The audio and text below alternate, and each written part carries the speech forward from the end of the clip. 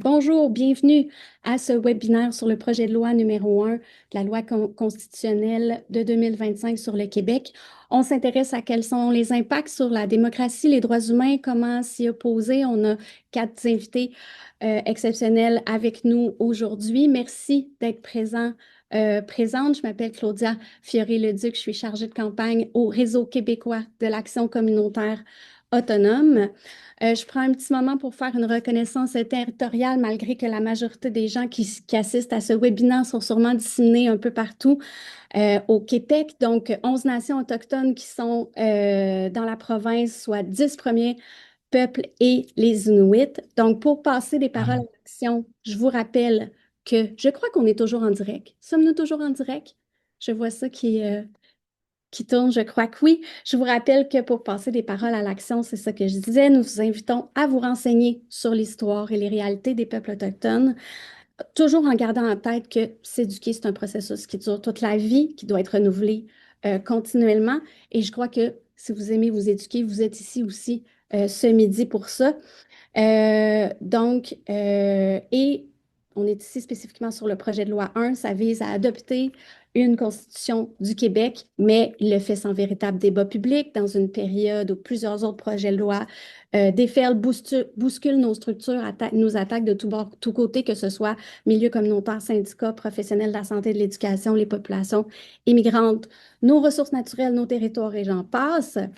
Donc, se présentant comme la loi des lois, ce projet de loi-là affaiblit le rôle des tribunaux, banalise la suspension des droits fondamentaux et limite la capacité des organismes et de la société civile à contester en fait les décisions de l'État. Pour nous, ça représente des grands enjeux, des reculs majeurs en lien avec la laïcité, la liberté de conscience, l'égalité réelle, mais on a vraiment quatre personnes, quatre invités qui se connaissent très bien en la matière, des regards, des analyses croisées qui vous permettront, on l'espère, d'avoir une lecture, une compréhension plus juste du contenu de ce projet de loi.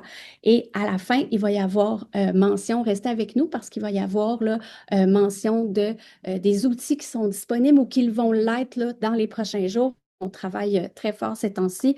Sur le projet de loi 1, entre autres, et sur les actions de mobilisation à venir. Donc, j'enchaîne tout de suite avec notre premier invité, Louis-Philippe Lampron, qui est professeur titulaire à la Faculté de droit de l'Université Laval. Il est chercheur régulier au Centre de recherche interdisciplinaire sur la diversité et la démocratie et co-porte-parole du groupe d'études en droits et libertés de sa faculté. Il travaille aussi sur la protection des droits humains au Canada et à l'international. Il s'est spécialisé sur les enjeux liés à la portée des libertés fondamentales et du droit à l'égalité. Bonjour, Louis-Philippe. Bonjour. C'était formel, hein? Bonjour. Très bien. Donc, la parole est à toi. Je te laisse nous exprimer tes propos. Merci beaucoup pour l'invitation. Très content d'être ici avec ce panel pour échanger. Très content aussi du nombre de personnes qui participent au webinaire. C'est vraiment une excellente nouvelle. Comme je le disais tout à l'heure, avant que le webinaire ne commence, j'ai comme l'impression que le feu est en train de prendre, mais donc il faut souffler encore plus sur les flammes, en fait, parce que c'est vraiment quelque chose de fondamental. Ça a été dit également, hein, moi je vais faire une présentation vraiment macro. Je vais laisser après ça le soin à mes autres panélistes d'aller plus en détail en fait sur des éléments problématiques, mais grosso modo, pour être capable de bien comprendre l'impact catastrophique de ce projet de loi-là, il faut reculer un peu la lentille puis regarder d'où on part en fait essentiellement. Et donc, on va même remonter à avant que la CAQ forme le gouvernement. C'était quoi le texte supralégislatif applicable essentiellement? Est-ce qu'on en avait une constitution, même si elle n'en avait pas le nom? Puis la réponse est oui, essentiellement, hein. On a la Constitution du Canada, bien sûr, avec la Charte canadienne, etc. Donc ça s'applique indépendamment là, des critiques de la légitimité qui découlent du fait que le Québec n'a pas signé la Constitution depuis 1982. N'en demeure pas moins que ça s'applique au Québec et que le législateur québécois avec le gouvernement doit respecter la Constitution du Canada. Mais au Québec, dans l'ordre normatif québécois, il y a la Charte québécoise, hein, adoptée à l'unanimité en 1975. C'est un fleuron de l'ordre normatif québécois, c'est un fleuron même en ce qui concerne les outils juridiques de protection des droits et libertés de la personne, puisque contrairement à d'autres outils, elle a vocation à contraindre à la fois les acteurs privés, hein, les grandes entreprises, les multinationales, pour les actes qu'elles posent sur le territoire québécois, en plus du gouvernement, d'une part, et d'autre part, c'est un vaste éventail de droits et libertés de la personne qui sont protégés par la Charte québécoise, autant donc les droits civils et politiques que les droits économiques, sociaux et culturels, même s'ils sont bien sûr bien imparfaitement protégés, au moins ils se trouvent dans le texte, et donc on a des prises pour être capable d'entamer le dialogue avec le législateur là-dessus. Alors, il y avait la Charte québécoise, elle a une valeur supralégislative en vertu de l'article 52. Les actions du législateur doivent respecter les droits et libertés de la personne. Et donc, là, c'est la fameuse dynamique en deux temps. On fait valoir le droit fondamental, puis ensuite, ben, c'est une question d'imputabilité essentiellement, hein. C'est-à-dire que le législateur, s'il veut convaincre un tribunal qu'il pouvait justifier des atteintes aux droits fondamentaux, ben, il faut qu'il démontre qu'il y a autre chose que de simples motifs politiques ou idéologiques. Alors, c'est de là dont on part essentiellement avant la CAQ. Après la CAQ, avant le projet de loi 1 sur la Constitution, bien, la CAQ a commencé à jouer à l'intérieur du texte de la Charte québécoise, puis d'intégrer des prises permettant à l'État de faciliter plus facilement des atteintes aux droits fondamentaux, en notamment modifiant le texte de l'article 9.1 de la Charte québécoise. Ça, c'est la disposition justement qui permet à l'État de justifier des atteintes aux droits fondamentaux. Puis là, elle a commencé à intégrer d'autres prises, les droits collectifs qui ont commencé à apparaître dans la Charte québécoise avec la loi sur la laïcité, avec le projet de loi 96 qui a modifié la Charte de la langue française et avec finalement le projet de loi 84 sur l'intégration nationale. Celui-là, il est particulièrement gratiné parce que ça fonctionne en plus en poupée russe, c'est-à-dire qu'on a délégué au gouvernement la définition de c'est quoi les valeurs québécoises essentiellement.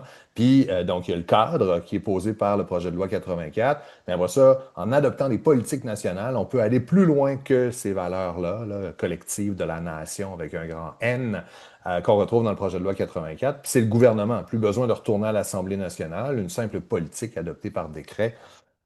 Et voilà, on a de nouvelles valeurs québécoises. Alors, on avait déjà ça, là, ce désir-là, en rupture avec le consensus antérieur, hein. Antérieurement, la Charte québécoise, elle était traitée de manière spéciale par les législateurs antérieurs. On respectait le fait que c'est pas une loi comme les autres, la Charte québécoise, en raison du fait que son objet de protection, c'est les droits et libertés de la personne. Ça s'inscrit dans le continuum post-Deuxième Guerre mondiale, 1948, etc. Alors, on ne va pas jouer à l'intérieur de ce texte-là, à moins qu'il y ait un consensus, voire une unanimité à l'Assemblée nationale. Alors, il y a les professeurs Bossé et Coutu là, qui avaient écrit un article très, très clair là, montrant comment, dans l'histoire, les modifications de fond, avant la CAQ, on ne les apportait à la Charte québécoise qu'à l'unanimité ou avec un vaste consensus là, des élus à l'Assemblée nationale, consensus évidemment transpartisan. Ça vole en éclats avec la loi sur la laïcité de l'État et le gouvernement de la CAQ traite la Charte québécoise comme une simple loi, en fait, puis il se sert de sa majorité parlementaire pour la modifier et au diable le consensus. Là, on arrive avec le projet de loi sur la Constitution, puis là, le contexte est aussi très important. On est en fin de mandat. Le gouvernement de la CAQ n'a jamais parlé de l'idée de mettre de l'avant, de créer une Constitution québécoise dans la dernière campagne électorale. Et là, on est confronté à un gouvernement qui, justement, utilise la stratégie d'inonder la zone, en fait, pour être capable de faire en sorte que l'opposition va avoir beaucoup, beaucoup de mal à se structurer, parce que là, on a le projet de loi 1 sur la Constitution, adopté en catimini suite à des consultations. Là, on va pouvoir nous dire qui on a consulté puis qui on n'a pas écouté. Ça, c'est ce qu'ils vont bien vouloir nous en dire essentiellement. Mais il n'y a pas eu de consultation publique là, générale qui ont mené à l'adoption du projet de loi 1. Là, je vois le temps qui passe, là, j'essaie de vraiment avoir le temps de tout dire. Alors, projet de loi 1, projet de loi 2, la loi spéciale sur les médecins avec des dispositions invraisemblables pour assurer que les médecins respectent ces mesures-là, ne quittent pas le Québec, puis ne critiquent pas ou n'incitent pas autrui à s'opposer à cette loi 2-là sur les médecins, une loi spéciale. Donc, par définition, ça entre en contradiction avec au minimum la liberté d'expression, la liberté d'association. Alors, il y a ça. Et le projet de loi 3 également sur la transparence et la participation démocratique dans les syndicats, qui est une attaque directe à la capacité de ces groupes-là de participer activement dans la société civile. Alors, il y a le projet de loi 7 aussi. En fait, là, il y en a sans doute d'autres qui s'en viennent aussi. Là, on nous annonce un projet de loi où on va on souhaite élargir l'interdiction de port de signes religieux visibles et les prières de rue au nom de la laïcité de l'État. Alors vraiment, là, on voit là, qu'il y a un gros agenda législatif, puis clairement, l'objectif est de déstabiliser l'opposition, puis pas donner le temps de réagir, en fait. Pour revenir au projet de loi 1 sur la Constitution, je vais laisser les autres y aller davantage en détail, mais il est clair que c'est un affaiblissement majeur de la capacité des justiciables québécois de contester des actions du législateur, c'est en trait que c'est contraire aux droits et libertés de la personne. Alors, quand on prend le fil rouge, qu'on part d'où on partait avant l'élection de la CAQ en 2018 et qu'on regarde là où on finirait si tant est que cette loi-là passait, c'est une perte sèche pour tout le monde, en fait, et ça met de l'avant la capacité, la volonté des parlementaires au-dessus des droits et libertés individuelles et au-dessus, bien sûr, de la protection du droit à l'égalité, hein, ce qui est vraiment le cœur de la refonte du pacte démocratique après 1948, c'est s'assurer que les majorités n'abuseront pas de leurs privilèges à l'encontre des groupes minoritaires. Et là-dessus, on va se ramasser vraiment à être passé en fait d'une situation vraiment enviable au niveau international où on avait un fleuron permettant de tenir à distance le législateur si tant est qu'il abuse de ses prérogatives, à une situation, grosso modo, la Charte québécoise va avoir, face à l'action du législateur, une portée essentiellement déclaratoire. Alors, dernier élément, puis je quitte là-dessus, là, faut vraiment garder en tête, il faut résister à la tentation, à mon sens, là, d'aller éviter le pire, puis de permettre dans les consultations à venir là, au gouvernement de la CAQ de dire, ben, vous voyez, on n'a pas tout gardé, mais on a gardé un petit peu, on a été raisonnable essentiellement. L'architecture de ce projet de loi-là est délétère pour la protection des droits et libertés de la personne, et c'est ce projet de loi-là en entier qui doit être retiré. Merci, Louis-Philippe, merci. C'était une belle, je pense que c'est une belle introduction, le recul, un petit pas de recul aussi historique, c'est bien important aussi. Merci encore d'avoir respecté aussi le temps, malgré notre petit temps de retard. On a toujours des petits soucis techniques, c'est très normal. Merci beaucoup. Je vois des réactions, peut-être pas tout le monde en live, mais dans notre Zoom, il y a beaucoup de réactions. C'est jovial. Merci. Alors, on poursuit. Je vais remercier les personnes du CIVET qui sont là pour interpréter au niveau du LSQ. Je ne l'avais pas nommé au début, donc je vous remercie d'être présente. Pour ça, je passe la parole maintenant à Amel Zaza, cofondatrice et directrice de l'Observatoire pour la justice migrante. À toi, Amel.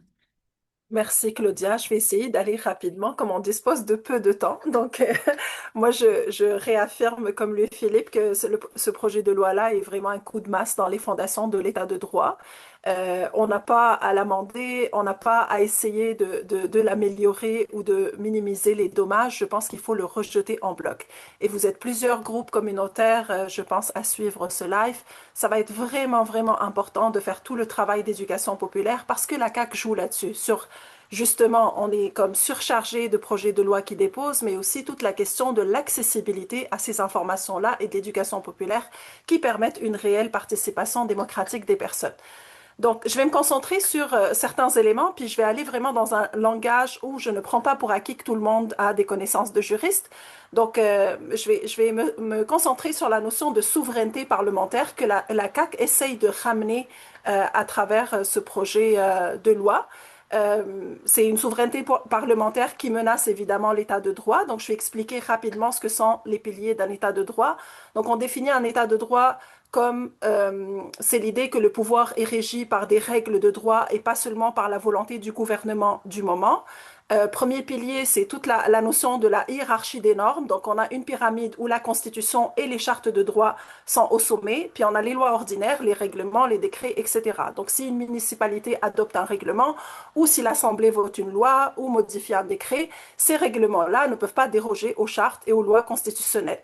Ensuite, deuxième pilier, donc toute la question du contrôle juridictionnel. Donc, les tribunaux peuvent dire cette loi, même si elle a été adoptée par l'Assemblée ou cette décision, viole les droits fondamentaux, donc elle est inopérante. Deux exemples d'actualité en ce moment, la contestation de la loi 21 et de la mesure qui interdit l'accès aux services de garde subventionnés aux demandeurs d'asile. Et donc, troisième pilier, donc la notion des contre-pouvoirs institutionnels et sociaux. Donc ça, c'est tous les organismes indépendants, les syndicats, les groupes communautaires, le protecteur du citoyen, les médias, etc., qui peuvent contester les lois et faire vivre la démocratie au-delà des élections. Parce qu'on va aux urnes une fois aux 4 ans, mais entre ces deux moments, ben, il va falloir qu'une société civile veille à ce que le gouvernement respecte en fait ses obligations. Enfin, le quatrième pilier, c'est toute la notion de la séparation et de l'équilibre des pouvoirs, un principe très simple qui est on ne peut pas être juge et partie en même temps. Donc le gouvernement ne peut pas être à la fois auteur des lois, interprète suprême de leur conformité et juge de leurs propres dérives. Donc, dans ce cadre-là, un état de droit, ben, si on vient amener toute la question, ben, l'état de droit et la souveraineté populaire ne peut pas s'exprimer seulement à travers une majorité parlementaire qui est ponctuelle, mais elle doit être encadrée et limitée par des droits fondamentaux qui sont opposables à l'État. Donc rappelons par ailleurs que la CAQ a été élue par une majorité qui est artificielle, puisque la CAQ a eu seulement un quart, près d'un quart des suffrages, et elle accapare les 3 quarts des sièges actuellement. Ce que le gouvernement tente en réalité de faire avec ce projet de loi, c'est de renverser en fait l'architecture de cet état de droit. Comment, vous me direz? Donc d'abord, il fait ça en établissant une confusion entre la nation et la majorité parlementaire. Donc l'article 2 de la loi sur l'autonomie constitutionnelle dit ceci, préserver et accroître l'autonomie constitutionnelle du Québec en affirmant la souveraineté du Parlement du Québec et faire de cette autonomie la condition de l'épanouissement de la nation québécoise. On lie donc directement la nation à la souveraineté du Parlement. Or, une nation, c'est pas que l'Assemblée nationale, c'est aussi la société civile, les minorités, les tribunaux, les médias, les contre-pouvoirs d'une manière générale. Donc ce projet de loi, il construit un récit où toute limite qui serait imposée au Parlement par les tribunaux, par les chartes, par la société civile, devient une atteinte à la nation québécoise. Et c'est quand même un glissement rhétorique dangereux pour l'état de droit, puisque le pouvoir se déclare seul représentant légitime du peuple et toute contestation devient illégitime et contraire à la volonté du peuple. Ensuite, un autre élément important à nommer, donc le projet de loi 1, il veut limiter la capacité des organisations publiques et de la société civile à contester certaines lois. Donc l'article grave, l'un des articles les plus graves à mon sens, c'est l'article 5, qui dit que le Parlement peut déclarer qu'une loi protège la nation québécoise. Aucun organisme ne peut, au moyen de sommes provenant du Fonds consolidé du revenu ou d'autres sommes provenant d'impôts, de taxes, de droits ou de sanctions prélevées en application d'une loi du Québec, contester la validité d'une disposition faisant l'objet d'une déclaration. Les administrateurs sont personnellement responsables de la restitution des sommes.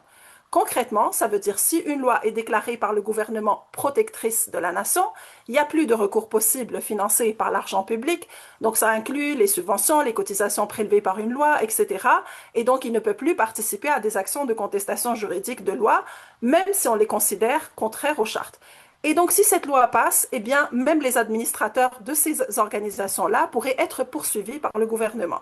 Donc, les analyses à date disent que la liste, c'est plus d'une centaine d'entités qui seraient visées. Donc, le protecteur du citoyen, la Commission des droits de la personne et des droits de la jeunesse, les universités, les municipalités, le directeur général des élections, etc. Et la liste, elle pourrait s'étendre aussi aux organismes communautaires, aux syndicats, aux organismes de défense de droits.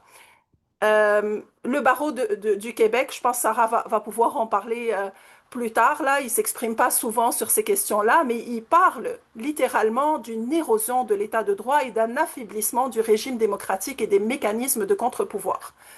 Donc, la disposition de souveraineté parlementaire, au final, elle vise à neutraliser aussi le contrôle des tribunaux, en plus de limiter la capacité de la société civile. Dans l'article 9, il ajoute que lorsqu'on le juge opportun, une disposition de souveraineté parlementaire dans toute loi peut être ajoutée d'office ou en réponse à une décision judiciaire. Et il est alors interdit d'exercer un contrôle judiciaire fondé sur un droit ou une liberté visée par cette disposition pour faire déclarer inopérante la loi ou la disposition en question. Donc, c'est assez clair que l'objectif, finalement, de ce projet de loi, c'est de limiter par tous les moyens possibles la contestation de la validité des lois adoptées à l'Assemblée. Puisque cette constitution québécoise, elle permet dans les faits au Parlement de se protéger lui-même derrière une souveraineté parlementaire contre les chartes et les tribunaux. Et si on la couple avec l'article 5 qui interdit l'usage de fonds publics pour contester certaines lois, bah, on passe d'un état de droit où les lois sont inférieures aux droits fondamentaux à un modèle où la majorité parlementaire peut, sur certains sujets, se placer au-dessus de ces droits-là. Euh, Ensuite, ce qui est important aussi à retenir dans cette manœuvre politique que la CAQ tente, c'est cette histoire, cette reconfiguration de la charte québécoise au service d'un projet identitaire. Louis-Philippe en a parlé tantôt, mais ce projet de loi, il modifie la charte des droits et libertés de la personne alors qu'on est censé célébrer son 50e anniversaire. C'est quand même un outil dont le Québec s'est doté avant même qu'on écrive la charte canadienne des droits et libertés et dont nous sommes très fiers en tant que société civile. Et donc, si on combine l'ensemble de ces éléments que je vous ai présentés dans un contexte politique, où la laïcité est déjà mobilisée pour restreindre les droits de certaines minorités religieuses, on pense à la loi 21, à la loi 94 qui vient de passer, à l'usage à outrance de la clause dérogatoire et les bâillons. Ensuite, dans un contexte où l'immigration, les personnes racisées sont régulièrement désignées comme menaces à la langue et aux valeurs, bah, le risque, c'est que la Constitution serve de plateforme juridique pour verrouiller des lois discriminatoires au nom de la protection de la nation. Et le danger, c'est aussi, je pense, ce glissement où les droits ne sont plus des garanties fondamentales, mais un privilège qu'on accorde selon qui est le gouvernement majoritaire et ce que sont ses convictions idéologiques et son agenda politique. Par exemple, imaginons un gouvernement majoritaire qui estime que protéger le français et la nation québécoise passe par baisser l'immigration et augmenter les naissances. Est-ce qu'il ne pourrait pas décider que l'accès aux moyens de contraception, à l'avortement, le fait que les femmes travaillent, etc., contrevient à l'intérêt de la nation et que ce droit dit collectif de la nation, y primerait sur les droits fondamentaux des femmes? Oui, ils ont mis une clause pour dire que l'avortement est garanti dans la Constitution, mais Sarah pourra en parler tantôt, c'est vraiment de la poudre aux yeux. Mais c'est de dire, en plus, cet exemple que je vous nomme, il n'est pas si aberrant que ça, parce que l'un de leurs conseillers rapprochés, Guillaume Rousseau, il a plaidé tout récemment, il a dit que si on diminuait l'immigration, il devrait en contrepartie stimuler la natalité pour éviter un déclin de la population. Donc, au-delà, en fait, de l'intention du gouvernement, qu'est-ce qu'il a l'intention de faire avec ça? Je pense que la question centrale qui se pose, c'est de savoir si un gouvernement majoritaire, peu importe ses allégeances, dispose de ce socle législatif qui lui permet de mettre en place ce genre de mesures, qu'est-ce qui nous protège contre ces mesures-là? Donc, ça ouvre vraiment la porte à des dérives autoritaires, discriminatoires. On peut parler clairement de risques d'affaiblissement des contre-pouvoirs. On construit une infrastructure juridique dont un gouvernement plus radical pourrait se servir, en fait, pour complètement démanteler l'état de droit. Est-ce que j'ai encore un peu de temps? Combien de temps à peu près? Quelques secondes, Amel, quelques Quelques- secondes. OK. J'ai vraiment essayé comme d'aller sur plus sur ma conclusion. Et on pourra peut-être prendre le temps après d'élaborer durant la période d'échange. Donc, peut-être pour conclure rapidement, dire que la CAQ s'était engagée, je veux juste rappeler que la CAQ s'était engagée en 2018 à réformer le mode de scrutin uninominal majoritaire à un seul tour, une promesse qu'ils n'ont jamais tenue, qu'ils ont laissé tomber en cours de route. Et c'est presque ironique que ce gouvernement-là nous présente son projet comme un geste de souveraineté constitutionnelle, alors qu'il repose sur des outils qui sont hérités du pouvoir britannique. Rappelons que le mode de scrutin, qui date du 19e siècle, il fabrique des majorités artificielles, un mécanisme qui n'a rien de souverain, qui privilégie au contraire justement des gouvernements comme la CAQ élus à un quart de la population.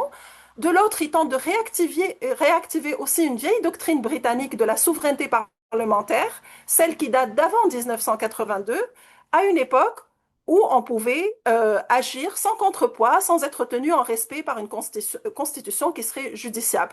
Autrement dit, donc, au nom de la souveraineté, aujourd'hui, on veut ressusciter le modèle même dont le Québec s'est émancipé en se dotant d'une charte et d'un état de droit moderne. Et c'est pas affirmer l'autonomie, c'est vraiment revenir 50 ans en arrière, c'est vraiment renoncer au progrès démocratique pour redonner à un seul gouvernement et à une seule majorité factice un pouvoir que nos institutions avaient justement appris à limiter. Merci, Amel. Oui, c'est en effet très grave. Merci pour les exemples aussi plus concrets qui permettent là, d'imager le tout. Je vais passer tout de suite donc la parole à Karine Miller, qui est professeure adjointe experte en droit constitutionnel en droits et libertés et droits autochtones à la Faculté de droit de l'Université Montréal. Elle est aussi présidente bénévole de projets autochtones du Québec et elle est fière citoyenne de la nation. Wendat, merci Karine d'être parmi nous et je te laisse la parole. Merci beaucoup de l'invitation, de l'initiative qui est tellement importante dans le contexte actuel. Alors, nous sommes plus de 20 experts ce matin à publier une lettre dans Le Devoir qui s'appelle Trois raisons de refuser le projet constitutionnel de la CAQ. Et donc, à la suite de ce que disaient bien mes collègues, premièrement, c'est un projet de loi qui est illégitime constitutionnellement parce qu'on n'a pas suivi du tout un processus collectif constituant. Deuxièmement, on met en place une conception qui est réductrice et qui est passéiste de la nation québécoise, qui divise d'ailleurs, hein, plutôt que d'inclure et de rassembler ce que devrait faire un processus constituant. Et troisièmement, on affaiblit dangereusement les contre-pouvoirs.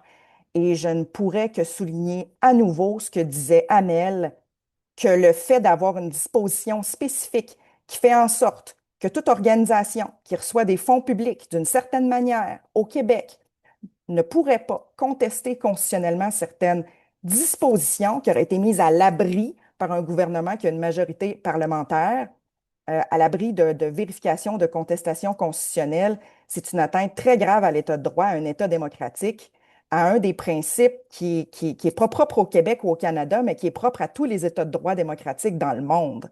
Alors, ce n'est pas rien. Et je porte aussi à votre attention que ce qu'on veut interdire en plus, ce n'est même pas seulement la contestation, donc la validation que c'est constitutionnel ou non, ce que fait le gouvernement devant les tribunaux.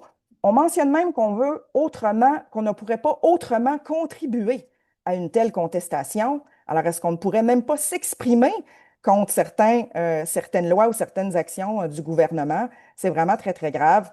Alors, en somme, ce que j'y vois, c'est que le gouvernement du Québec, ça veut s'arroger plus de pouvoir pour finalement enlever en contrepartie tous les contre-pouvoirs et enlever des droits aux personnes, hein, avoir la possibilité de déroger sans même avoir à se justifier.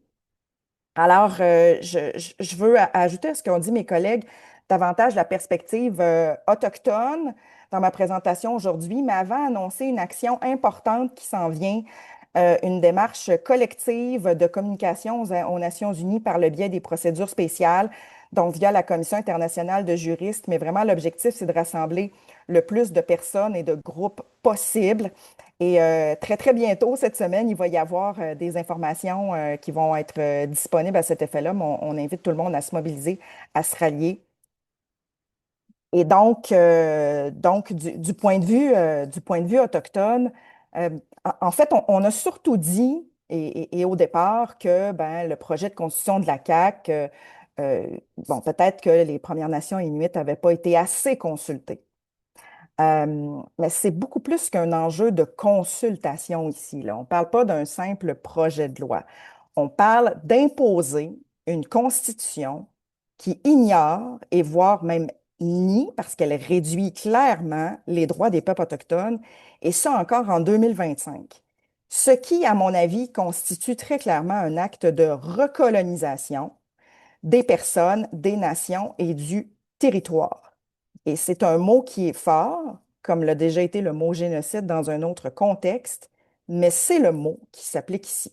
Alors, on a un processus qui est opaque, où on aurait consulté quelques personnes autochtones en privé, aucune nation officiellement, pour cocher la case. Moi, ce que je comprends, ce qu'on me dit, c'est qu'il n'y en a aucune consultation qui se sont faites avec les nations ou les organisations qui les représentent. Ça fait plus de 40 ans déjà qu'on a enchâssé dans la Constitution canadienne, même si ce n'est pas parfait, mais quand même, l'article 35 de la Loi constitutionnelle de 1982, qui protège les droits ancestraux issus de traités.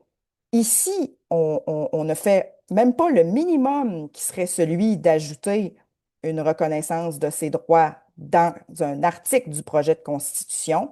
On effleure l'idée qu'il existe des communautés des nations autochtones au Québec dans le préambule, mais non seulement il n'y a aucune disposition qui parle des droits des peuples autochtones, mais on parle des peuples autochtones d'une manière à circonscrire et diminuer les droits pour ensuite mieux imposer une souveraineté du Québec. Donc, notamment, on parle donc du territoire du Québec qui lui appartient et il y a de nombreuses dispositions qui parlent de l'intégrité territoriale du Québec, ce qui s'inscrit très clairement en faux avec le respect des droits des traités des droits ancestraux. Ça s'inscrit en faux avec la jurisprudence des tribunaux, incluant ceux du Québec, hein, pas seulement ceux du Canada, parce que invariablement, les tribunaux reconnaissent depuis déjà quand même un bon moment qu'il existe ce qu'on appelle une souveraineté préexistante des peuples autochtones, préexistante à la souveraineté qui a ensuite été imposée par la couronne et par l'État. Et ça, quand je dis la couronne, ça inclut le Québec aussi, hein. Le Québec a fait partie de ce processus colonial. On tend souvent à l'oublier. Euh, et donc, ces droits qui précèdent d'un point de vue constitutionnel, et on dit la Cour, en fait, la Cour suprême et l'ensemble des tribunaux nous dit qu'on doit la réconcilier, hein, avec les droits des autres. Alors, ici, on n'a vraiment pas une approche qui est réconciliatrice, on a une approche qui en est une d'effacement, de mettre de côté et de vouloir revenir en arrière. C'est inconstitutionnel, mais c'est surtout absolument illégitime. On ne reconnaît même pas non plus que les peuples autochtones sont véritablement des peuples. Alors, c'est un retour en arrière qui est majeur, qui viole le droit constitutionnel, qui viole la Déclaration des Nations unies sur le droit des peuples autochtones de 2007, que je souligne, ce gouvernement du Québec refuse de mettre en œuvre, alors que le gouvernement du Canada s'est engagé à le faire, même si c'est clairement imparfait, mais au moins on reconnaît que ça existe et qu'on s'est engagé à aller dans cette direction-là, alors que le Québec, lui, veut plus d'autonomie, mais évidemment pour moins respecter les droits humains et les droits des peuples autochtones. D'ailleurs, pour nous replacer un petit peu dans un contexte, comme le faisait Louis-Philippe, sur la démarche globale de ce gouvernement, on constate, et vraiment les nations, les différents acteurs pertinents l'ont dénoncé, ça s'ajoute vraiment à une série de négations et de violations des droits des peuples autochtones récents, des droits qui pourtant sont bien reconnus, là. Et on a un gouvernement qui persiste à placer les nations dans une situation où il faut absolument s'adresser aux tribunaux pour faire valoir les droits.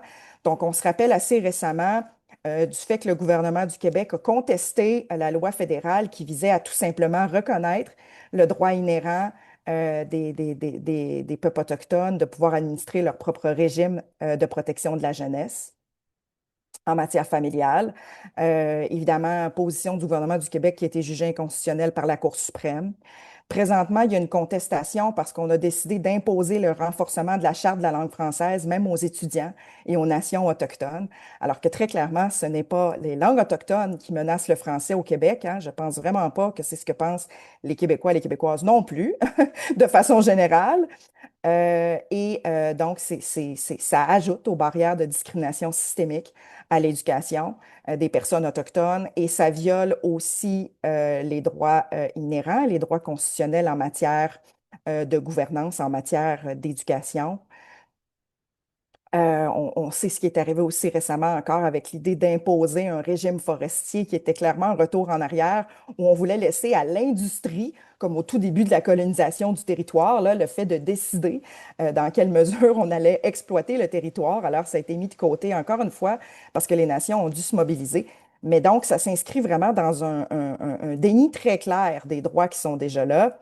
Et donc, je dirais en terminant que moderniser la Constitution du Québec, parce qu'il en existe déjà une, comme le mentionnait Louis-Philippe, mais la moderniser, notamment pour reconnaître pour reconnaître plus clairement des droits autochtones, ce serait possible. Est-ce qu'on peut co-construire aussi plus largement dans une société euh, sur des points communs, des valeurs communes de respect? C'est absolument possible. Ça répète une démarche qui soit citoyenne, qui soit émancipatrice, positive, de se poser la question en 2025. Au lieu de ça, on a quelque chose qui est très réducteur, qui est très divisif, qu'on ne sait même pas si on va pouvoir l'appeler constitution, mais qu'en tout cas, on va devoir contester largement devant les tribunaux si jamais c'est adopté, hein. Euh, mais donc, en terminant, l'idée, c'est pas de s'opposer à ce qu'on puisse ajouter, moderniser, discuter de constitution. Au contraire, ça devrait être positif. mais on devrait le faire de façon respectueuse de toutes les nations, incluant celles qui étaient déjà là, hein, les nations autochtones, puis aussi, évidemment, tous les groupes. Alors, restez à l'affût, cette démarche de communication aux Nations unies s'en vient. Parce qu'il faut dénoncer ces atteintes graves à l'état de droit et ces atteintes aux droits des peuples autochtones notamment, mais aussi de plusieurs autres groupes. Merci. Merci, merci Karine. Donc, on a, hein, on vous l'avait dit que c'était des regards croisés complémentaires, mais qui mettent vraiment la lumière sur tellement d'éléments préoccupants et inquiétants dans ce projet de loi-là. Donc, on passe tout de suite à Sarah Arsenault de la Fédération des femmes du Québec, la fédération qui est membre au Réseau québécois de l'action communautaire autonome. Donc, Sarah travaille à la FFQ, à la Défense collective des droits des femmes en tant que responsable des dossiers politiques, juriste de formation. Elle a pratiqué comme avocate dans un centre local d'aide juridique, principalement en droit de la famille. Et tu as l'honneur de clore ce merveilleux panel. À toi la parole, Sarah. Merci Claudia. Donc évidemment, je vais vraiment aller dans le même sens que l'ensemble des prises de parole qu'il y a eu jusqu'à ce moment-ci. Mais je vais aussi analyser ce projet de loi-là avec une approche féministe intersectionnelle. Donc, on a quand même soulevé les inquiétudes majeures de ce projet de loi-là, comme quoi ça porte atteinte à la primauté du droit, la séparation des pouvoirs, la protection judiciaire des droits et les garanties procédurales essentielles. On l'a mentionné tantôt rapidement, mais ces inquiétudes-là ont été confirmées publiquement par le Barreau du Québec, qui parle de risque de dérive autoritaire et d'atteinte directe à la capacité des personnes de faire valoir leurs droits. C'est assez majeur. Le Barreau parle aussi explicitement de dérive autoritaire, d'entrave significative à la capacité des gens de faire valoir leurs droits et un affaiblissement de l'état de droit. Ces mises en garde-là, pardon, sont extrêmement rares et elles doivent être prises au sérieux. Donc, la Fédération des femmes du Québec considère que le processus actuel pour le projet de loi 1, que je vais appeler projet de loi 1 parce que je ne considère pas que c'est un projet de loi constitutionnel pour plusieurs enjeux, là. Donc, PL1 sera mon vocabulaire. Mais c'est vraiment contraire aux standards constitutionnels et aussi, on considère aussi que c'est préjudiciable à la justice de genre. Donc, la plupart des collègues ont mentionné quand même le contexte de recul global des droits, puis de la montée aussi des approches gouvernementales autoritaires du gouvernement en place. Mais ceci étant dit, je pense que c'est encore important de mentionner qu'il n'y avait aucun des éléments d'un projet de loi constitutionnel qui faisait partie de la plateforme de la CAQ. Il n'y a pas de mandat public. Et un tel changement structurel, ben, ça nécessiterait au minimum des délibérations publiques, des communications publiques préalables aussi au dépôt d'un projet de loi comme ça. Présentement, on a aussi des consultations générales, mais qui sont venues suite à disons, à la pression de groupes de la société civile et de groupes d'opposition, parce que c'est un peu particulier de faire un projet de loi constitutionnel sans le peuple qu'on souhaite représenter. Je pense qu'il y a vraiment quelque chose de complètement absurde. Et aussi, ça ne respecte pas en fait les standards qui sont reconnus par l'organisation, l'ONU, en fait, en matière de constitution. Donc, c'est un projet de loi qui a été élaboré dans l'urgence, sans délibération, sans consensus, sans transparence. Ça a été mentionné plusieurs fois, mais aussi en fin de mandat. Donc, pour nous, c'est vraiment illégitime comme processus. Et si on avait inclus en fait tout le monde dans la conversation, ben, les éléments que je vais mentionner auraient été pris en considération et évités. Donc, c'est sûr que le projet de loi 1 opère un basculement majeur dans la hiérarchie des normes, on l'a mentionné déjà.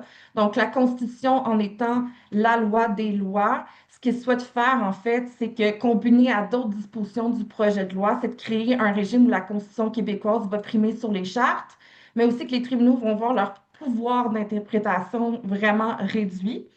Parce que l'article 55 de ce projet de loi-là dit, entre autres, que les tribunaux vont devoir donner aux lois un sens conforme à l'intention du législateur. Et là, je vais faire le lien avec l'article 28 qui est sur une égalité strictement femmes-hommes. Donc, ça dit, l'État protège l'égalité entre les femmes et les hommes. D'un premier abord, on pourrait dire, mais quelle fantastique chose pour l'égalité entre les genres. Notre analyse plutôt, c'est de dire, ben, en fait, c'est une instrumentalisation de l'égalité des genres, mais aussi c'est une image publique plutôt qu'un réel engagement féministe. Puis je vais vous expliquer pourquoi on considère ça.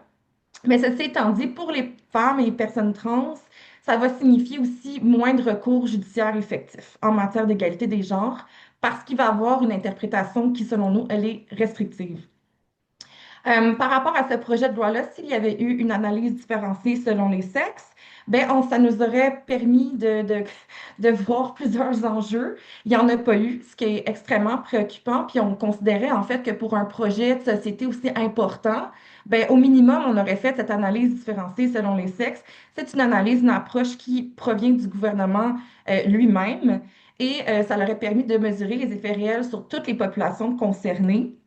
Ça permet d'anticiper comment une loi ou un projet peut affecter différemment les personnes. Et je cite, l'ADS+, donc l'analyse différenciée selon les sexes, reconnaît que les catégories hommes et femmes ne sont pas des blocs homogènes et que la position sociale d'une personne est façonnée par une multitude de facteurs identitaires et sociaux en plus du sexe et du genre. Donc, ça vise vraiment notamment les outils du gouvernement, reconnaît en fait ces disparités-là. Et selon nous, ça devrait être déjà intégré dès la phase de rédaction, de voir comment le projet de loi va affecter différentes catégories de la société civile. Donc, comme il n'y a eu aucune ADS+ qui a été faite, nous, on considère quand même qu'on se targue, en fait, c'est vraiment une image publique d'essayer de dire qu'on est un gouvernement féministe et puis voilà, on a mis ça dans notre constitution et puis c'est bien. Pourtant, c'est pas cohérent avec leur propre approche et c'est aussi une formulation qui est extrêmement binaire, qui va exclure des personnes trans et non-binaires, restreindre l'interprétation de l'égalité, alors qu'on a déjà un principe d'égalité à la Charte québécoise et qui va aussi à l'encontre de l'évolution jurisprudentielle. Donc, de constitutionnaliser une conception binaire de l'égalité, ben, ça va entraîner des conséquences réelles, donc des contestations d'accès aux soins pour les personnes trans, des obstacles à la reconnaissance des discriminations genrées complexes et aussi un rétrécissement de la portée des obligations positives de l'État. Si on le lit avec l'article 29 qui dit l'État protège la liberté des femmes d'avoir recours à une interruption volontaire de grossesse, ça semble rassurant, mais c'est aussi encore une fois un piège juridique en se targuant de ne pas vouloir de vouloir protéger, de ne pas vouloir venir restreindre le droit à l'avortement. En fait, en mettant ça dans une constitution, quand on le lit avec l'article dont je vous ai parlé d'égalité femmes-hommes, ben, on considère que finalement la liberté pour un avortement, ben, ça concerne que les femmes. Donc, ça va explicitement exclure les personnes trans et non-binaires qui peuvent être enceintes. Et c'est donc déjà un premier pas, un premier exercice de légiférer sur le droit à l'avortement qui le restreint. Donc, ça, je trouve ça extrêmement important.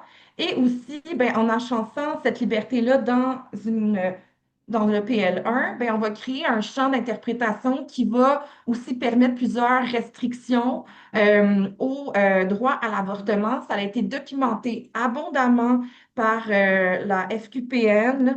Dans le contexte canadien, ben, la meilleure protection du droit à l'avortement, c'est l'absence de législation. Dès qu'on décide de commencer à légiférer, on fragilise et on laisse place à l'ingérence politique et judiciaire. Et le gouvernement de la CAQ, présentement, le sait très bien. On avait quand même martelé auprès de la ministre de la Condition féminine, Mme Biron, en 2023-2024, que c'était extrêmement un énorme risque, en fait, pour le droit à l'avortement. Depuis 1988, les groupes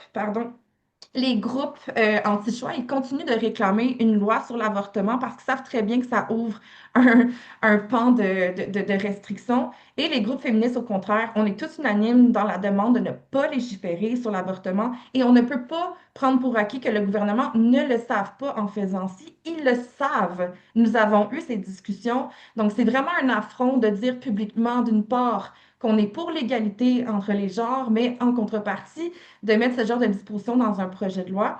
J'ai déjà fini ma prise de parole. J'aurais voulu vous parler aussi de laïcité, de comment est-ce qu'il y a une hiérarchie qui se met entre l'égalité entre les gens puis la liberté de la religion. J'aurais pas le temps d'en parler. Ceci étant dit, ça va être présent dans notre mémoire qu'on va déposer en consultation générale. Également, j'aurais voulu parler de la constitutionnalisation du modèle d'intégration. Pour moi, il y a vraiment plusieurs enjeux là-dedans. S'il y a des personnes qui sont intéressées à appuyer, endosser notre mémoire, ça sera possible. On va mettre à profit là, des avis déjà rédigés qui pourront être envoyés en commission pour que notre voix puisse se faire entendre, de rejeter en fait ce projet de loi 1. Et donc, mon adresse courriel, représentation avec un S à commercial.ffq.qc.ca et on continue la lutte. Merci.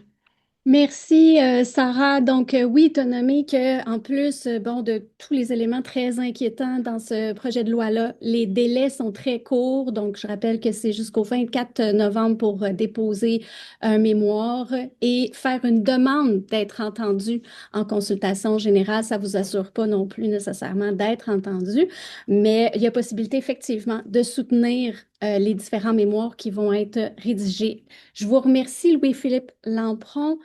Amel Zaza, Karine Miller, Sarah Arsenault, merci énormément d'avoir fait ce travail un peu difficile peut-être d'avoir à résumer et de vulgariser les éléments de ce projet de loi-là. J'espère que pour les personnes qui nous écoutent, vous saisissez un peu mieux peut-être l'urgence, la gravité de ce projet de loi-là. J'en profite avant qu'on se laisse et qu'on aille à la section là, avec les personnes qui sont inscrites en Zoom, donc avant qu'on laisse la diffusion en direct, qu'il y a la lettre dans le devoir telle que nommée par Karine Miller qui vient d'être publiée, qui s'appelle « 3 raisons de refuser le projet constitutionnel de la CAQ ». Il y a la sortie publique du Barreau du Québec, entre autres. Il y a une toute nouvelle page sur le site web de la Ligue des droits et libertés dédiée spécifiquement à ce projet de loi-là, ou des outils qui sont faits conjointement par plein d'instances et de personnes membres de la Ligue et des alliés, dont un apprend recto verso pour vulgariser le projet de loi, des résumés, des outils argumentaires, bientôt des capsules vidéo, PowerPoint informatifs, entre autres de la Fédération des femmes du Québec, etc. Beaucoup d'outils sont en préparation ou sont déjà disponibles. On vous invite vraiment à aller les consulter. Alors, c'est ce qui clôt cette période, cette